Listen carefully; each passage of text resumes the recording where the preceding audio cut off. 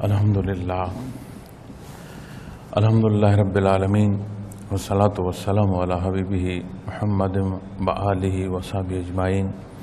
اما بعد فاعوذ باللہ من الشیطان الرجیم، بسم اللہ الرحمن الرحیم۔ قال اللہ تعالی فی القرآن الکریم والفرقان الحمید، قل ان کنتم تحبون اللہ فاتبعونی یحببکم اللہ۔ اللہم سبحانک لا علم لنا الا ما علمتنا انک انت العلیم الحکیم۔ مولایا صلی وسلم دائما ابدا علی حبیبک من زانت بہ الاسر۔ معزز سامعین کرام، السلام علیکم ورحمۃ اللہ۔ اپنے اس تربیتی پروگرام میں ایک دن پہلے جو گزارشات پیش کی تھیں تو اس میں تسبیحات سے نیت، تسبیحات اور لطیف قلب تک بات پہنچی تھی۔ 5ویں لطیفے تک میں گزارشات پیش کر چکا ہوں پچھلے اجتماع میں، لیکن چونکہ ہر بار جیسے عرض کر رہا تھا کہ ہر بار سامعین نئے ہوتے ہیں تو بات جب شروع کی جاتی ہے تو اس کے لیے وہ پچھلا جو حصہ بیان کیا جا چکا ہے اس کے لیے چند گزارشات پیش کرنی پڑتی ہیں۔ تو لطیفہ قلب کے حوالے سے میں عرض کر رہا تھا کہ اس کے انوارات حضرت آدم علیہ السلام سے آتے ہیں، اور لطیفہ قلب وہ جگہ یا وہ مقام ہے جہاں آپ سمجھیں کہ وجود اور روح کا جوڑ ہے، اور لطیفہ قلب روحانی اگر عمارت ہے تو اس کی بنیاد ہے، اگر عمارت کی تعمیر کو دیکھتے ہیں تو اس کا دروازہ ہے، اور بہت بلندیوں کی اور بالا منازل کی بھی بات کرتے ہیں تو اس کا انحصار اسی بنیاد لطیفہ قلب پر آتا ہے۔ اور لطیفہ قلب کے ذکر میں عمومی طور پر جب نیا بندہ آتا ہے تو وہ یہ گمان کرتا ہے جیسے پہلا سبق ہے، ضرور پہلا سبق ہے، لیکن یہ قرب الہی کا رستہ ہے اور قرب الہی کی پہلی منزل ہے اور بنیاد ہے۔ اس لیے جب بھی آپ ذکر کریں گے اس کی کیفیت اور اس کیفیت کے اندر جو ترقی ہے وہ میں نہیں سمجھتا کہ ہم کہیں کہ ہم اسے پورا کر سکیں گے، یہ زندگی تمام ہو سکتی ہے۔ لطیفہ قلب کا ہونا اور راسخ ہونا، یہ جو سلاسل کی ترتیب ہے اور صدری علوم ہے، اس کے بغیر ناممکن ہے، ممکن نہیں ہے کہ وہ کر سکے۔ اور جب اس پر ذکر کیا جاتا ہے تو ہر لمحے اس کے اندر جو وسعت ہے وہ بڑھتی ہے، چونکہ جب ذکر کر رہے ہیں تو وہ ہر سانس نئی ہے، وقت نیا ہے، تو یہ نہیں ہو سکتا کہ بندہ دنیا کی جو منزل یا سیڑھی ہے اس سے اس کو کمپیئر کرے یا اس سے اس کو سوچے کہ ہاں جس طرح سیڑھی ہے کہ میں تو روز ایک ہی سیڑھی چڑھتا ہوں، یہ اس طرح نہیں ہے۔ اسی لیے بڑے حضرت رحمۃ اللہ تعالیٰ علیہ فرمایا کرتے تھے کہ لطیفہ قلب راسخ لے کر اگر کوئی برزخ میں اتر جائے تو اللہ کریم مہربانی فرمائیں گے، یہ اللہ کا احسان ہوگا اس پر کہ یہ اس کی بخشش کا سبب ہو جائے گا۔ لطیفہ قلب کے انوارات کا تسلسل جس طرح میں نے عرض کی کہ حضرت آدم علیہ السلام سے آتا ہے، تو پھر وہ حصے جو حضرت آدم علیہ السلام پر اللہ جل شانہ نے عطا فرمائے ہیں، پھر جن حالات سے آپ کی زندگی مبارک گزری ہے، وہ جنت کا پھل کھا کر اور اس سے شیطان کی جو وسوسے ہیں اس سے، پھر وہاں سے جو اللہ جل شانہ نے انہیں خود دعا عطا فرمائی کہ یہ جو کمی بیشی ہوئی اس کی معافی کی طلب، پھر دنیا کی حیات، چونکہ آپ نے دونوں پہلو، اب جب باقی انسانیت کی عمومی بات آتی ہے تو ہمارے جو اس زندگی کے بعد وہ حصے یاداشت کے آئیں گے جو برزخ سے نکل کر قیامت کے بعد چیزیں سامنے آئیں گی تو یاداشت کے حصے ہوئیں گے۔ اب وہ سارے حصے ایمان بالغیب میں ہیں کہ جو کچھ نبی کریم صلی اللہ علیہ وسلم نے فرمایا یہ حق اور سچ ہے، اور حضرت آدم علیہ السلام کی حیات ظاہری وجودی جو حیات ہے وہ وہاں جنت سے شروع ہوئی اور واپس یہاں اس طرف آئی، تو وہ سارے پہلو اور یہاں کی جو ابتلا ہے اس میں سے گزرتی ہوئی، چونکہ آپ نے جنت کے وہ پھل یا وہ رزق بھی کھایا جس کے لیے صرف طلب کافی ہے، اس نے کیسے مہیا ہونا ہے، اس کا موسم ہے، اس کا موسم نہیں ہے، کون سے حالات ہیں، وہاں اللہ کریم کا احسان ہے کہ اہل جنت کے حوالے سے جب بات ملتی ہے کہ ان کی طبیعت پر انحصار ہے کہ کیا طلب ہے وہ انہیں چیز مہیا ہو جائے گی، اور ایسا نہیں ہو سکتا کہ کہیں اہل جنت کی کوئی طلب ہو اور وہ پوری نہ ہو، چونکہ ان کی تمام طلب جو ہے وہ اللہ جل شانہ کے جو حصے پسندیدہ ہیں ان کے تحت ہے۔ جیسے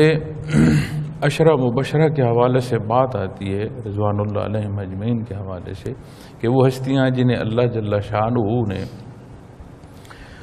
دنیا میں ہی جنت کا وعدہ فرمایا، تو اس پر جب علماء بحث فرماتے ہیں تو وہ فرماتے ہیں کہ یہ حکم کہ یہ جو کچھ بھی کر لیں انہیں اللہ کریم نے جنت کا وعدہ فرما دیا، تو اس پر بحث فرماتے ہوئے کہتے ہیں ان کی پسند ہی اللہ کی پسند میں ڈھل جائے گی، انہیں وہ حصے ناپسند ہیں جو اللہ جل شانہ کو ناپسند ہیں، انہوں نے وہ امور ہی اختیار نہیں کرنے۔ اسی طرح اہل جنت کے بارے میں جب ہم سوچتے ہیں اور اس جہان میں بیٹھ کر سوچتے ہیں تو ساتھ نفس بھی ہے، عوارضات بھی ہیں، خواہشات بھی ہیں، شیطانی وساوس بھی ہیں، حالات کی جو برائی اور کمزوری ہے اس کے اثرات بھی ہیں،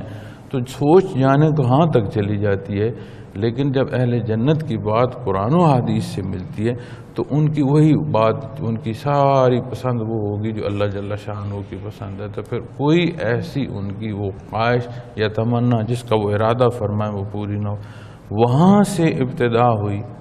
حیات کی، اور پھر وہاں سے وہ سارا واقعہ جو ہے قرآن کریم میں بیان ہے، لیکن میرا مقصد جو بات کرنے کا میں صرف اس حصے کو لے رہا ہوں کہ وہاں سے یہاں اس زندگی جس کے عوارضات ساتھ منسلک ہیں، جو امتحان گاہ یہاں آ کر زندگی بسر کی، کس تڑپ میں کی، پھر انبیاء معصوم عن الخطا ہوتے ہیں، جو شیطان نے دھوکہ دیا اس کا کتنا دکھ ہوگا، کتنی تکلیف ہوگی، اور میں یہ سمجھتا ہوں کہ اس دنیا کی مسائل یا اس دنیا کی جو تکالیف ہیں ان کی حیثیت اس ایک تکلیف کے سامنے یا اس ایک تکلیف کے برابر ہو نہیں سکتی اللہ کے نبی کی، جو انہیں اس بات کا دکھ ہوگا کہ شیطان نے مجھ سے دھوکہ کیا اور حکم عدولی ہوئی، جو یہ تکلیف ہے یہ بہت بڑھ کر ہو۔ پھر مائی صاحبہ آپ ہی کی وجود سے اللہ جل شانہ نے پیدا فرمائے اپنی قسم کے پہلے دو انسان۔ کیا رغبت ہوگی پوری کائنات میں اپنی قسم کے دو انسان کی، کیا رغبت ہوگی، کیا محبت ہوگی، کیا اخلاص ہوگا، یہ سارے وہ پیمانے ہیں جو شاید سوچ کے بھی نہیں سمجھے جا سکتے، لیکن اس ساری کیفیت سے گزر کر اللہ جل شانہ کے حکم کی تعمیل، اللہ جل شانہ کے حکم کی تعمیل میں زندگی کا بسر کرنا، اور اس تکلیف کے ساتھ ہونا کہ جو تجاوز ہوا ہے کہ اللہ کریم معافی فرما دیں، یہ جو کچھ بھی ہوا ہے اپنے آپ کے ساتھ ظلم کیا ہے اور حکم عدولی جو کی ہے، اس ساری کیفیت اور ایک جہد مسلسل کہ آپ کی دنیا میں جو ظہور ہے اس کا مقام اور ہے، جو حرمین شریفین کا علاقہ ہے وہ اور ہے، اور مقام عرفہ میں، میدان عرفہ میں جہاں مائی صاحبہ سے آپ کی پہلی ملاقات اس دنیا میں جا کر ہوئی، اس میں سینکڑوں میلوں کا فاصلہ ہے۔ اور میں عرض کی کہ اپنی قسم پہلی انسان، وہ پہلے دو انسان جس دنیا میں اللہ جل شانہ نے اتارے ہیں، اور کوئی ایسا نہیں ہے جس سے بات کی جا سکے، جسے دیکھا جا سکے، جس سے ہم کلام ہوا جا سکے، جس سے دکھ سکھ بانٹا جا سکے، اور کوئی ایسا حصہ ہے نہیں۔ ان سارے موضوعات کو دیکھتے ہوئے، ان سب سے گزرتے ہوئے، پھر وہ جو کیفیت بندگی کی آپ علیہ الصلوۃ والسلام کی ہے اور کسی کی غیر انبیاء کی ہو نہیں سکتی۔ پھر وہ ساری کیفیت کو جب ہم اپنے معمولات پر لاتے ہیں تو ہم اپنے آپ کو رعایت دیتے ہوئے یہ کہہ دیتے ہیں کہ انسان تو جی خطا کا پتلا ہے۔ اب اس لفظ یا اس فکرے کو، اس خطا یا اس پتلا یا اس پورے فکرے کو جواز بنا کر ہم جانے کیا کیا کمزوریاں اور کیا کیا غلطیاں کرتے چلے جاتے ہیں، اور پھر اس پر پردہ بھی اور اس کے لیے ایک سہولت کا سبب بھی ڈھونڈتے چلے جاتے ہیں۔ اس سے انسان تو جی خطا کا پتلا۔ انسان کی عظمت بندگی ہے، انسان کی عظمت خطا نہیں ہے۔ یہ سارا وہ حصہ ادراک کا، یہ سارا حصہ وہ ایمان کی قوت کا اس کیفیت سے نصیب ہونا شروع ہو جاتا ہے، اور بنیاد ہے دنیا میں جو حیات انسانی ہے، جس کا سبب روح ہے، اور روح کا وجود سے جو منسلک ہونا ہے، اس کی یہ بنیاد۔ لطیفہ روح پر میں نے سیر حاصل جو بات ہے وہ عرض کی تھی، اب اس کو اجمالی طور پر میں لطائف پر بات کرتا ہوا جا رہا ہوں۔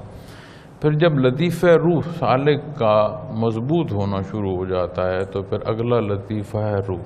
پہلا لطیفہ کا مقام قلب ہے، دوسرا سینے میں اس کے مقابل آ جاتا ہے لطیفہ روح۔ یہ روح انسانی کا آپ سمجھیں پرتو ہے۔ یہاں پر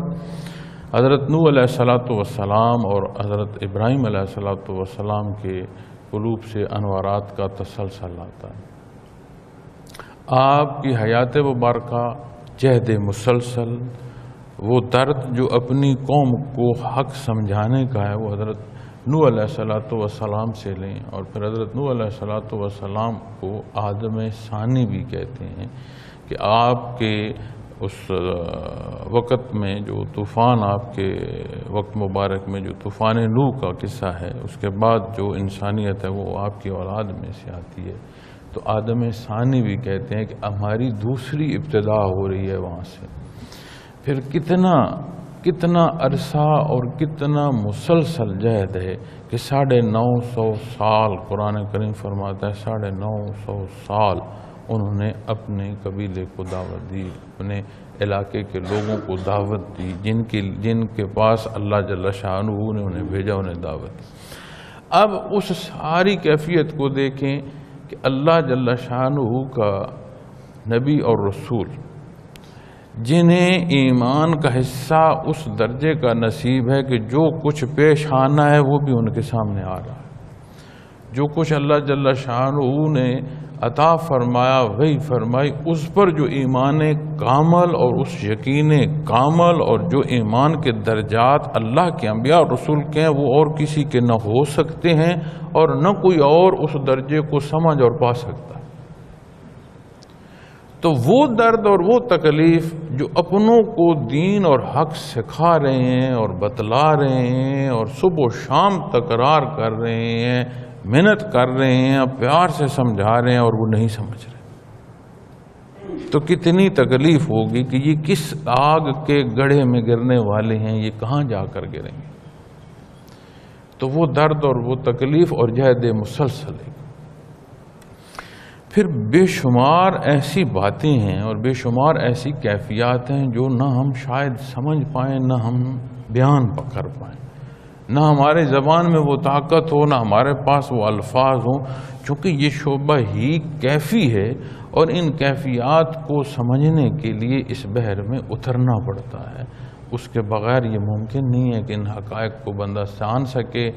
بیان کر سکے یا لکھ سکے۔ لیکن پھر اسی طرح حضرت ابراہیم علیہ السلام جو خلیل اللہ ہیں، اب اللہ کریم تو ہر بندے مومن کو دوست بیان فرماتے ہیں کہ اللہ ولی الذین آمنوا، لیکن جو درجہ اللہ کے انبیاء اور رسول کا ہے، پھر خصوصی طور پر انعام فرمایا حضرت ابراہیم علیہ السلام کو، جن کے کلمے کا حصہ ہی ابراہیم خلیل اللہ علیہ السلام ہے۔ تو وہ کیفیت اللہ کی کیا ہوگی، پھر کیسی کیسی ابتلا سے آپ گزرے، پھر کیسا حصہ کہ دنیا کے وہ حصے جو اپنی تخلیقی جو ان کے اندر وصف تھا اسے چھوڑ کر جیسے آگ ٹھنڈک پیدا کر رہی ہے آگ، اور اس کی تفسیر جب بیان کرتے ہیں تو اس میں عمومی طور پر جو تحریر ملتی ہیں وہ یہ ملتی ہیں کہ وہ باغ ہوگی اور وہ سبز ہوگی، لیکن حضرت جب اس کی تفسیر فرماتے ہیں وہ فرماتے ہیں لکڑ، کٹی ہوئی لکڑ ہے، بے شک یہ کمال ہے کہ وہ واپس سبز ہو جائے، لیکن وہ فرماتے ہیں نہیں، اللہ نے آگ کو حکم دیا، یا نارو کونی بردم و سلام علی ابراہیم، آگ ہی رہی اور اس نے اپنا وصف چھوڑ کر ٹھنڈک دی، اور ٹھنڈک بھی فرمایا کہ اس طرح کی ٹھنڈی کی سلامتی والی، کہ ٹھنڈک کی جو خنکی ہے وہ بھی تکلیف نہ دے۔ تو کتنا قرب الہی ہے، اور گھر سے ابتدا ہو رہی ہے کہ وہ والد جس کی انگلی پکڑ کر آپ چلنا شروع ہوئے، وہاں سے جس تکلیف کو آپ نے لیا کہ وہ کیسے سنگ تراش ہے، کیسے شاہی جو بت خانہ ہے اس کے بتوں کو جو وہ تراش رہے ہیں اور انہی کے سامنے سجدے کر رہے ہیں، اور کس تکلیف سے اس گھر سے، اس درد سے، اپنے والد کے جو سنگ تراش تھے وہاں سے وہ تکلیف شروع ہوئی، پھر بات پہنچتے پہنچتے وقت کے بادشاہ تک گئی۔ لیکن نہ وہ شفقت پدری دین حق سے تجاوز کو کرا سکی، اور نہ وہ بادشاہ یا شہنشاہ کی قوت وہ اپنا کو اثر دکھا سکی۔ ایک مسلسل متواتر جو اللہ جل شانہ کا حکم ہے اس کا بیان ملتا ہے اور اس پر عمل ملتا ہے۔ پھر جب لطیف روح مضبوط ہونا شروع ہوتا ہے تو جیسے میں نے کہا کہ لطیف قلب میں اپنی کمزوری کا احساس بڑھتا ہے اور توبہ کی توفیق ہوتی ہے، اسی طرح جب روح مضبوط ہوتی ہے تو وہ حصے جو روحانی ہیں، جو ایمان کو قوت دینے والے ہیں، یعنی عملی طور پر جو دین اسلام پر عمل پیرا ہونا ہے، اس کے لیے جو کیفیت ہے وہ اور مضبوط ہوتی ہے،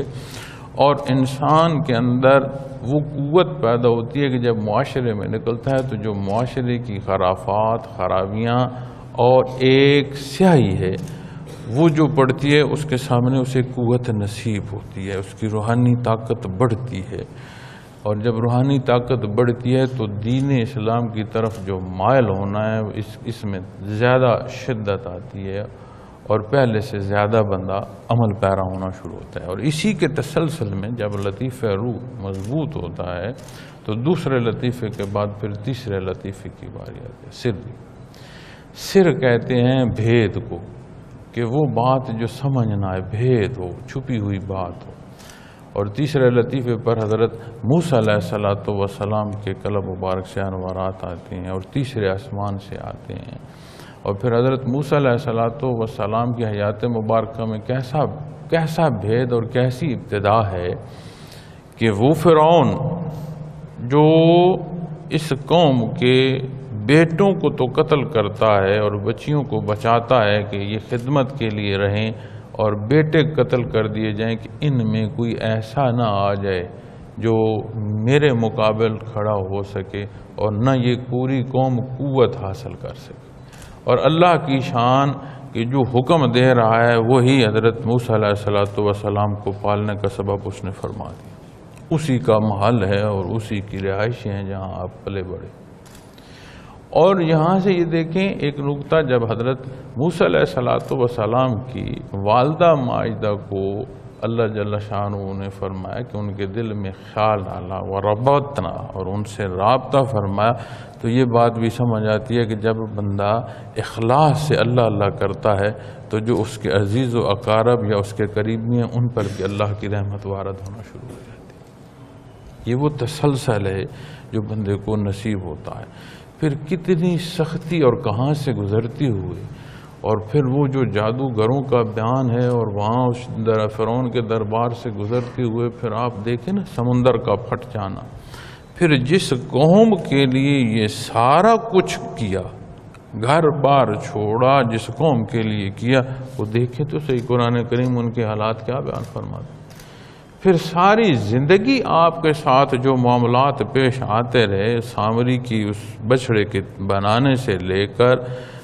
من و سلوہ تک آپ دیکھیں، پانی پینے کے حالات سے شہروں کے داخل ہونے تک کے معاملات کو آپ دیکھیں، پھر ان کے سوالات، اعتراضات، اور ایک جہد مسلسل جو آپ نے جاری رکھی۔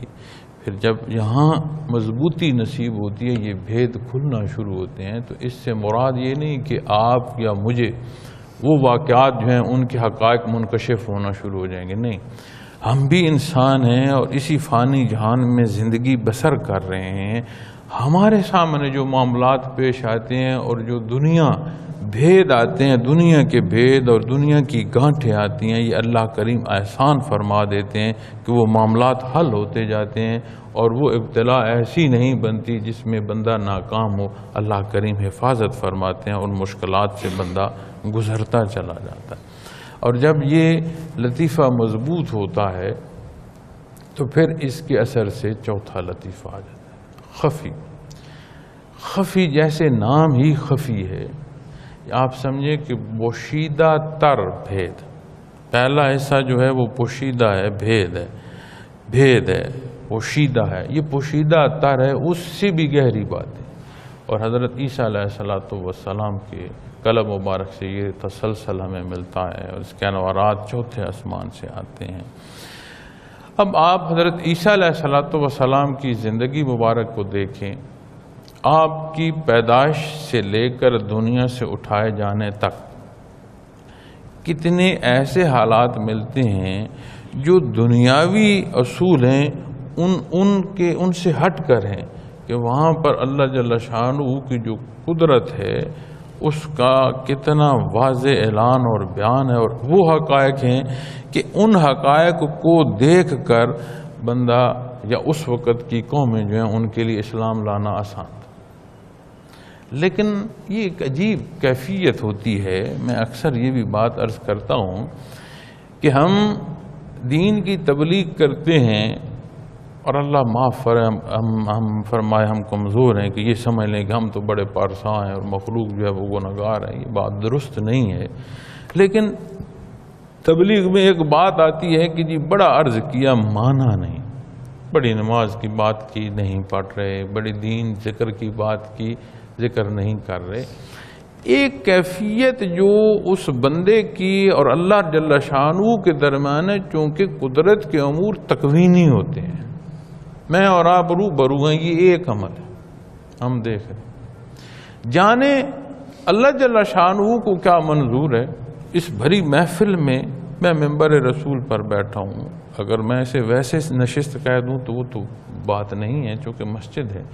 لیکن اگر عمومی طور پر کہیں نشست بھی ہو تو شاید ہمارے نزدیک جو مرکزی نشست پر بیٹھنے والا ہے وہ بڑا مقدم ہے. یہ اللہ بہتر جانتا ہے کس کا کون سا لمحہ قبول ہو. اور جانے جسے ہم نے ڈیوٹی پر جوتیوں میں کھڑا کر رکھا ہو کہ تم یہاں کے لیے ذمہ دار ہو، اس کے صدقے اللہ سب کی عبادت قبول فرما.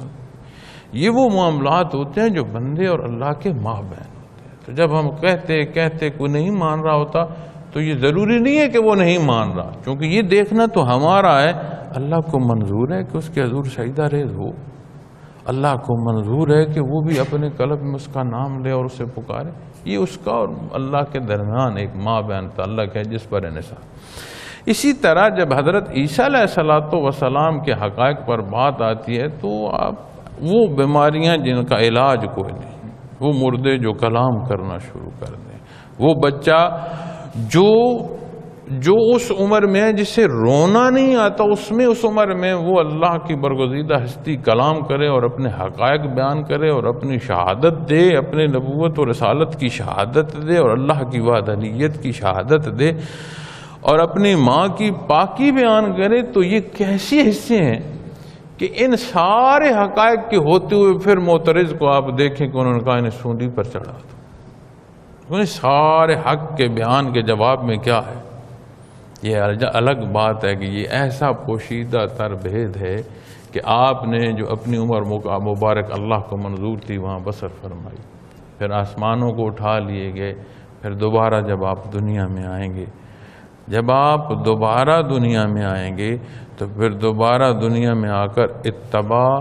شریعت محمدی صلی اللہ علیہ وسلم کا فرمائیں گے. پھر وہ بات نہیں جو آپ نے اس تب آپ کی شریعت تھی وہ نہیں، پھر وہ بات ہوگی جو نبی کریم صلی اللہ علیہ وسلم نے شاید.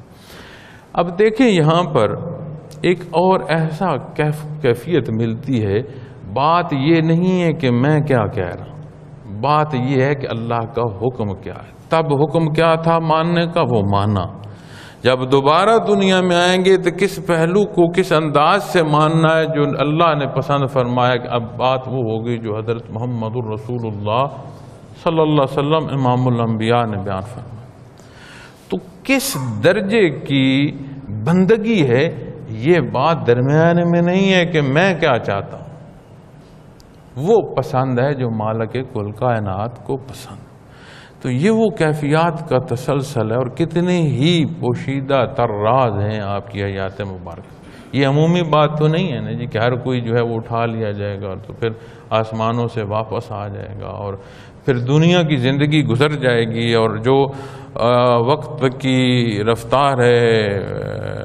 اخروی اس کا اطلاق ہو جائے گا، اور اس کے مطابق تو جب قرآن و حدیث اور اس پر علماء بحث فرماتے ہیں، وہ فرماتے ہیں ان کی حیات کے تو 1-2 دن گزرے ہوں گے، یہاں صدیاں گزر گئیں۔ تو کتنے پوشیدہ ہیں بید، پوشیدہ تر حصے ہیں، لیکن ان سب کا حاصل کیا ہے کہ وہ کیا جائے جو اللہ کو پسند ہے اور صدق دل سے، یہاں خانہ دل میں وہ فیصلہ ہو۔ اور جب بندے کے اندر اور گہرائی اور گہری کیفیت میں ایمان اس درجے کا ہو کہ اس کی پسند اللہ کی پسند میں ڈھل جائے، تو پھر یہ کوئی نہیں پتہ لگتا کہ دنیا کے معاملات سردی ہے یا گرمی ہے، اس میں سے بندہ گزر جاتا ہے۔ اسی لیے تو شہداء کہیں گے نا کہ بارہا ایک دفعہ پھر دنیا میں بھیج، تیرے نام پر ایک بار پھر گردن کٹاؤں، جو تیرے نام پر گردن کٹانے میں مجھے کیفیت نصیب ہوئی ہے، میں چاہتا ہوں یہ پھر سے ایک دفعہ۔ تو جب اللہ جل شانہ سے تعلق اس درجے کا نصیب ہو جاتا ہے کہ پسند ڈھل جاتی ہے اللہ جل شانہ کی پسند میں، تابع آ جاتی ہے اس حکم کے، تو پھر یہ معاملات دنیا جو ہیں یہ آڑے نہیں آ سکتے۔ پھر جب آپ چوتھے لطیفے سے 5ویں پر آتے ہیں اخفا، تو آپ کہہ سکتے ہیں کہ یہ پوشیدہ ترین کیفیات ہیں، اور یہاں کا انوارات کا تسلسل پھر قلب اثر محمد رسول اللہ صلی اللہ علیہ وسلم سے آتا ہے۔ جو آیت میں نے پڑھی ہے، دیکھو سارے دین کا حاصل ہے کہ دنیا کو ایسے بسر کرو جیسے اللہ نے پسند فرمایا ہے، تو تمہیں اللہ کا قرب ملے گا، اخروی حیات میں مقربین میں جگہ ملے گی۔ اس جگہ یعنی جنت کی طلب اور سزا کی جگہ یعنی دوزخ، اس سے برات کی دعا، یہ بیان فرمایا گیا ہے کہ دنیا کی زندگی میں ایسے زندگی بسر کرو کہ دوزخ کی آگ سے برات نصیب ہو اور مقربین کی جگہ جو جنت ہے وہ نصیب ہو۔ دونوں کے معنی بعید جو ہیں یا دونوں کے مفاہیم میں جب جائیں گے تو بات ایک ہی سامنے آئے گی کہ وہ ہو جو اللہ کو پسند ہے اور میں اللہ کی پسند میں ڈھل جاؤں۔ اور یہاں جب بات آتی ہے اللہ کے حبیب کی تو وہ فرماتا ہے قُلْ إِن كُنْتُمْ تُحِبُّونَ اللَّهَ، اے میرے حبیب انہیں بتا دے، ہے کوئی جسے اللہ کی رضا درکار ہو، ہے کوئی جسے اللہ کی محبت چاہت ہو، کوئی چاہتا ہے کہ وہ اللہ جل شانہ کو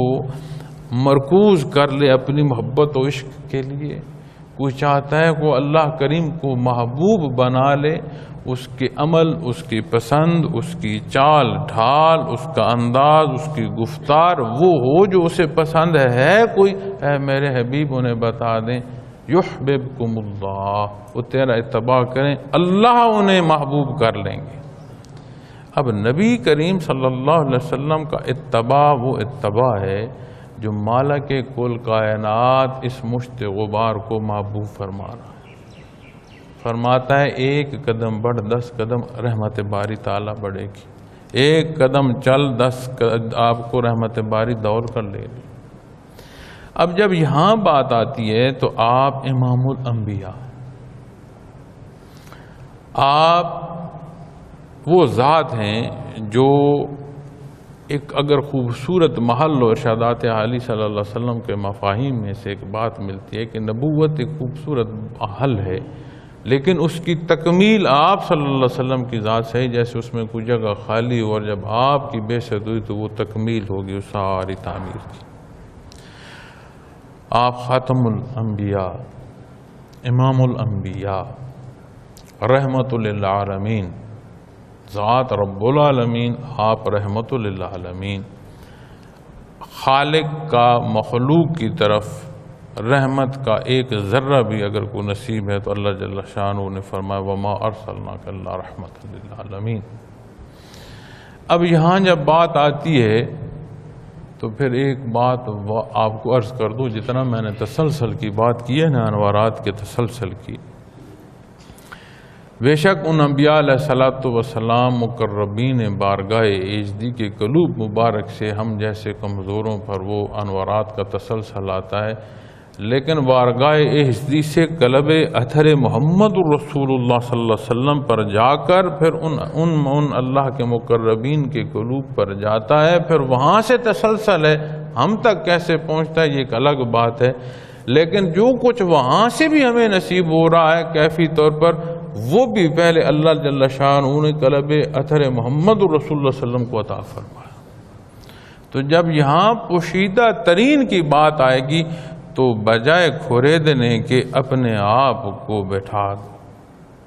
اپنے آپ کو سرنگوں کر دو کہ جو کچھ ہے، جو میری پسند ہے میں نے چھوڑی، جو میری چاہتے ہیں میں نے رد کر دی،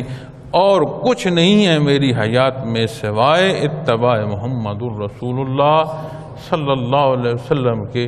تو پھر وہ شناسائی، وہ کیفیت جو ایمان بالغیب میں سب سے بڑا غیب ہے، جو ذات باری تعالیٰ ہے، اسے اس حیات میں یہ مشت غبار محسوس کرتا ہے، اسے حضور حق کی وہ کیفیت نصیب ہونا شروع ہو جاتی ہے کہ اللہ جل شانہ کی وہ ذات دنیا کو سبب میں پیدا فرمایا، مخلوق میں یہ قوت نہیں ہے کہ اللہ جل شانہ خود کسی چیز کو حکم روبرو دیں تو یہ وجود بھی برقرار رکھ سکے، اس ذات کا حضور حق نصیب ہو جانا،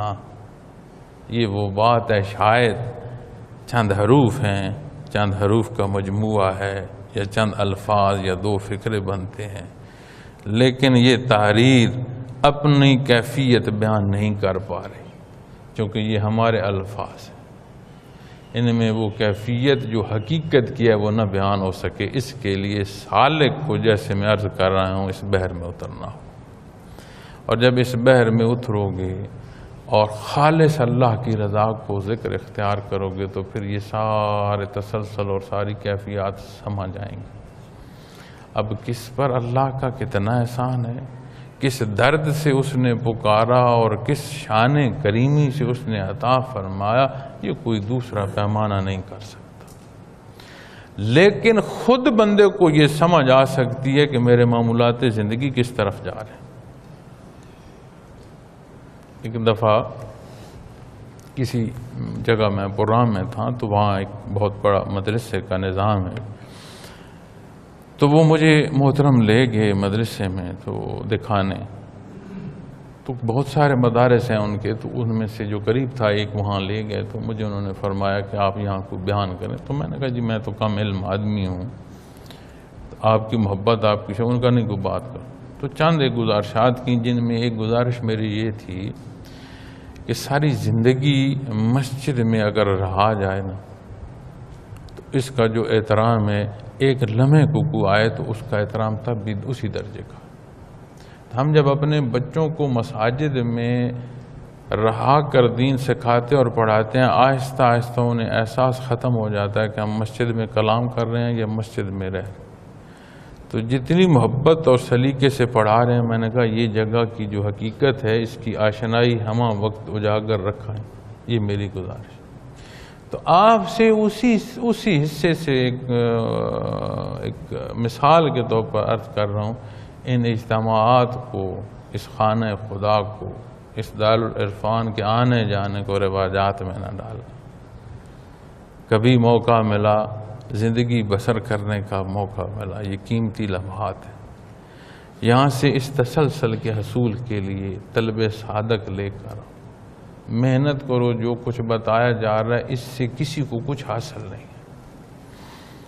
ذکر کے جو دورانی ہیں اس میں اپنی سانسوں کی نگرانی کرو، چاہے جائے کہ بندہ باہر کیفیٹیریے پر جا کر بیٹھا، جتنا وقت آپ آسانی سے اس میں تربیت میں گزار سکتے ہیں بے شک اتنا لے آئیں، لیکن جو لے کر آئیں وہ نفلی متقف کی حیثیت سے بسر ہو، تاکہ فائدہ ہو۔ یہ چیزیں جو سن رہے ہیں، یہ بیان جو آپ کو گزارش کیے جا رہے ہیں، ان کی کیفیات اپنے قلوب میں سمو سکیں، اب یہ کہہ دینا کہ اللہ جل شانہ کی معیت یا اقربیت کی کیفیات کا نصیب ہونا اور واقعتاً نصیب ہو کے محسوس ہونا بڑے فاصلے ہیں۔ آپ میرے روبرو بیٹھے ہیں، یہ لوگ آج کے میڈیم پر ریکارڈنگ کر رہے ہیں، دو باتیں ہیں نا جی، آپ سن رہے ہیں، میری کوئی کمی بیشی لفظ کی ہوگی تو پتہ نہیں میرے بارے جی کیا رائے قائم ہو جائے گی، اسی طرح جی ریکارڈنگ ہو جائے گی، جانے کون سنے گا اور میرے بارے میں کیا رائے قائم کرے گا جی۔ اور احتیاط برتی جائے۔ احساس کیا ہے کہ یہ ریکارڈنگ میرے روبرو ہے اور آپ میرے روبرو ہیں، کیا میرا رزق آپ کے ہاتھ میں ہے یا جو ریکارڈنگ سنیں گے ان کے ہاتھ میں ہے؟ عزت و ذلت یا کمی بیشی جو حیات کی آپ کے ہاتھ میں ہے یا ریکارڈنگ سننے والوں کے ہاتھ میں؟ ایک دوسرے کا روبرو ہونا اتنے حلافوں میں ڈال دیتا ہے کہ بندہ لفظ بھی ماپ کر اور تول کر بول رہا ہوتا ہے کہ کمی بیشی نہ ہو، اور جب یہ نصیب ہو کہ میرا لمحہ لمحہ اللہ جل شانہ کے روبرو ہے، ایمان کی یہ ماننا کیفیت میں احساس تک ڈل جائے، اس کی سوچ اور اس کا عمل کیا ہوگا؟ دیکھو نا، یہ روبرو ہونا حدود و قیود میں لا رہا ہے، اور جب یہ احساس نصیب ہو کہ میرا اللہ میرے ساتھ ہے، میرا لمحہ لمحہ اس کے روبرو ہے، جو میں سوچ رہا ہوں یہ بھی اس قادر مطلق کے سامنے ہے، اور یہ سارا کچھ لے کر اس کے حضور پیش ہوں گا جا کر، تو بھلے آپ نیک صالح کہتے رہیں، بڑا کلام کہتے رہیں اور میں شان بیان کرتا رہوں، اس کا کوئی حاصل نہیں۔ یہ احساس غالب ہوگا کہ جو کچھ ہے اس کے روبرو ہے، آپ کیا کہتے ہیں اس سے پھر غرض کوئی نہیں ہے، غرض اس سے وہ راضی رہے، کوئی لفظ ایسا نہ ہو جو اسے ناپسند نہ آ جائے، اس کے حضور پیش ہوں گا تو یہ معاملات، یہ الفاظ میرے سامنے ہوں گے، یہ میری زبان گواہیاں دے رہی ہوگی، دل اور کہہ رہا ہوگا، دل کچھ گواہی دے دے گا، زبان کچھ گواہی، میں کیا عرض کروں گا؟ تو یہ وہ حصے ہیں جو ان کیفیات کو مضبوط کریں، اور ان کے تسلسل کے لیے جب آگے سالک تک بات آتی ہے تو وہ تسلسل پھر اپنے شیخ کے قلب سے ہمیں نصیب ہوتا ہے۔ ان کے مقام ہیں جہاں سے آتے ہیں، ان کے انوارات کے اپنے اپنے رنگ ہیں، اور ہر لطیفے کی اپنی کیفیت ہے، لیکن صرف ایک بات سامنے رکھ لیں، مقصود کر لیں کہ خالص اللہ کی رضا کو اختیار کرنا ہے۔ احساسات، انکشافات، مشاہدات، محسوسات، کوئی بات بھی ہو، یہ مقصود نہیں ہے، مقصود اللہ کی رضا ہے۔ اللہ کریم صدقے دل سے ہمیں عبادت کی توفیق عطا فرمائے، اور معاملات زندگی میں ایک ایک پہلو جو ہے سوچ سے عمل تک اس طرح ہو جس کی نشاندہی نبی کریم صلی اللہ علیہ وسلم نے فرمائی ہے۔ تو انشاءاللہ 5ویں لطیفے تک چونکہ میں بیان کر آیا تھا تو یہ اجمالی طور پر گزارشات پیش کی ہیں، زندگی رہی اللہ کو منظور ہوا تو پھر چھٹے لطیفے پر بات کریں گے کل انشاءاللہ۔ وآخر دعوانا الحمدللہ۔